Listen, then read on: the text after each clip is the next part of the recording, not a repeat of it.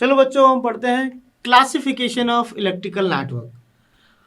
अब इसके अंदर हमको पढ़ना है कि इलेक्ट्रिकल नेटवर्क को कैसे क्लासिफाइड किया गया, कैसे क्लासिफाइड किया और क्या क्या कैरेक्टरिस्टिक रही जिस पर उसका क्लासिफिकेशन किया गया, राइट। क्योंकि क्लासिफिकेशन हमेशा किस पर डिपेंड्स करता है, उसकी कैरेक्टरिस्टिक के ऊपर, है ना, उसका बिहेवियर के ऊपर। उसका बिहेवियर, एलिमेंट का कैसा बिहेवियर है, उस पर कैसे क्लासिफाइड किया गया, उस पर अपन देखेंगे। तो जब हम क्लासिफिकेशन की बात करें इलेक्ट्रिकल नेटवर्क की, basically it has been classified in the 4 categories. The first category is linear and non linear network. Linear and non-linear network. Second category was bilateral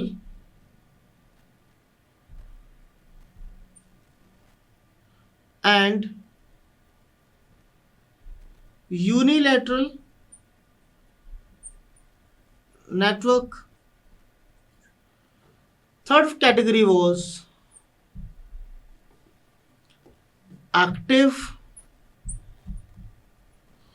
and passive network. And fourth was lumped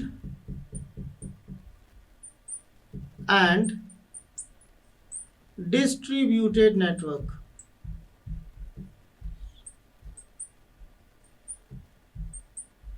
So these are the 4 categories where the classification of electrical network done.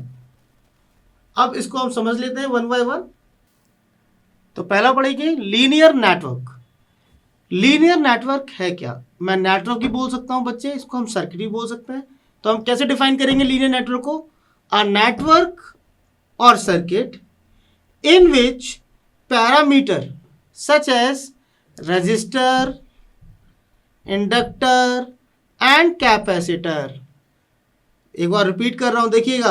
A network और circuit in which parameter such as resistor, inductor और capacitor does not change their value, does not change their value with the time, with the time, does not change their value with the time, comma, voltage,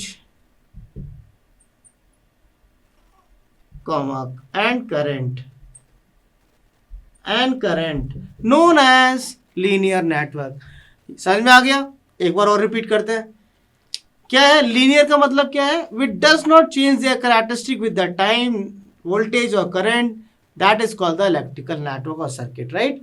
एक बार और बोल देता हूं मैं। A network कैसे define करेंगे बच्चे? बहुत सिंपल है। अ नेटवर्क और सर्किट इन विच पैरामीटर, कौन कौन से पैरामीटर है? रजिस्टर, इंडक्टर और capacitor does not change their value with time, voltage and current, that is called the linear network. Clear है? बहुत बढ़िया। अब हम बात करते हैं सिमिलरली नॉन लीनियर की। बस अंतर इतना है, वहां क्या था? डज नॉट चेंज, बस यहां पर आ जाएगा विच चेंज। कैसे? डेफिनेशन वही है। अ नेटवर्क और circuit in which parameter like register, inductor, capacitor change their value with time, voltage or current are called non-linear network. I hope it's clear. चलिए अब नेक्स्ट पढ़ते हैं। चलिए दूसरा क्या था भैया? दूसरा था हमारा bilateral. Very good, bilateral network.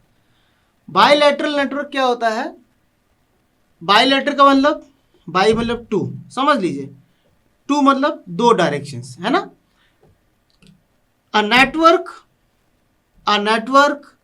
Whose property, मतलब नेटवर्क जिसकी property does not depends on direction of current. बस इतना सा करना है। बाय मतलब टू, मतलब दो रास्ते, कहीं भी चला जाए भैया, किस पे डिपेंड नहीं करेगा। A network whose property does not depends on direction of current.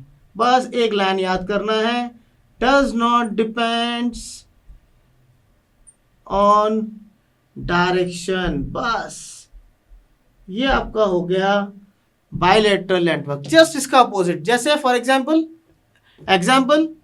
Example क्या होगा इसका भैया? एग्जाम्पल होगा रजिस्टर। रजिस्टर ये दिस वन, जिस जो कि डायरेक्शन पर डिपेंड नहीं करेगा, right? Whose property does not depend on direction of current. Similarly यदि हम बात करें तो दूसरा था हमारा यूनिलैटरल। अब यूनिलैटरल क्या होता है? Unilateral network are those network whose property depends on direction of current. मतलब भैया डायरेक्शन ऑफ करंट चेंज होगा ना तो उसका कार्य भी चेंज हो जाएगा। जैसे डायोड।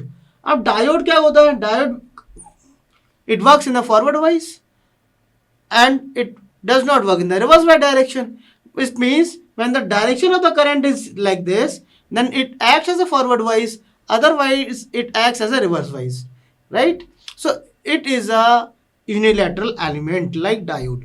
okay, चलिए बच्चों, फिर नेक्स्ट क्या था हमारा? Active network. एक्टिव नेटवर्क क्या होता है भाई? इसको समझ लेते हैं, बहुत सिंपल है। Active network which contains at least one source.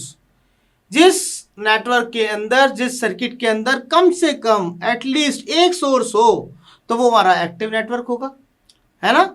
जैसे वोल्टेज सोर्स, करंट सोर्स, और एनर्जी सोर्स कौन कौन हो सकता है? वोल्टेज सोर्स हो सकता है, करंट सोर्स हो सकता है। तो हमारे किसी नेटवर्क के अंदर कम से कम एक सोर्स ऑफ एनर्जी होना बहुत जरूरी है, तो वो हमारा हो गया एक्टिव नेटवर्क। पैसिव नेटवर्क मतलब, तो पैसिव नेटवर्क क्या होता है? पैसिव नेटवर्क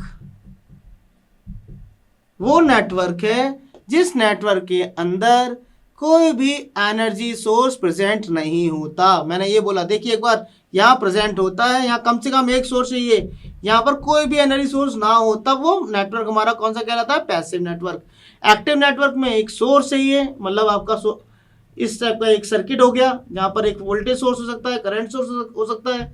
लेकिन हम जब पैसिव नेटवर्क की बात करेंगे तो यहाँ पर कोई भी सोर्स नहीं होगा। तो circuit seems to be like this. ये कैसा प्रतीत होगा? कुछ इस तरह प्रतीत होगा। इसमें रजिस्टर ही है, लाइक, ठीक है?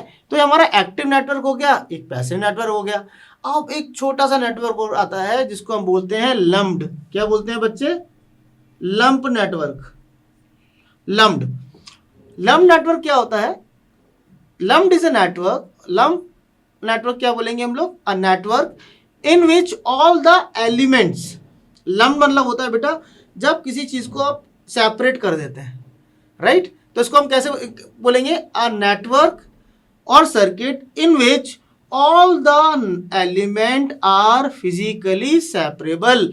मतलब इनको मैं अलग अलग लगा दूं तो ये हो गया हमारा लम्प्ड नेटवर्क।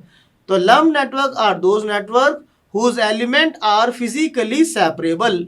ये हमारा हो गया लम्प्ड नेटवर्क। और डिस्ट्रीब्यूटेड नेटवर्क क्या होता है?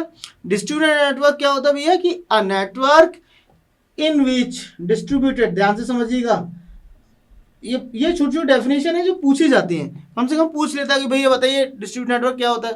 तो डिस्ट्रीब्यूटेड नेटवर्क क्या होता है भैया? कि अ network in which circuit element कौन कौन से हो सकते हैं? जल्दी बताओ। यस, आर एल सी, ये हमारे सर्किट एलिमेंट होते हैं। डीसी में आर होगा, एसी में आर एल सी, तीनों ही होंगे। विच कैन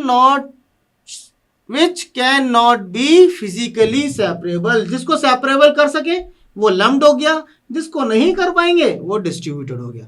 बस इतना अंतर है। यदि आप एलिमेंट्स को फिजिकली सेपरेबल कर पाए तो वो लम्प्ड नेटवर्क में आएगा, और नहीं कर पाएंगे तो वो डिस्ट्रीब्यूटेड नेटवर्क में आएगा। मेरे ख्याल से आपको समझ में आ गया होगा, ठीक है?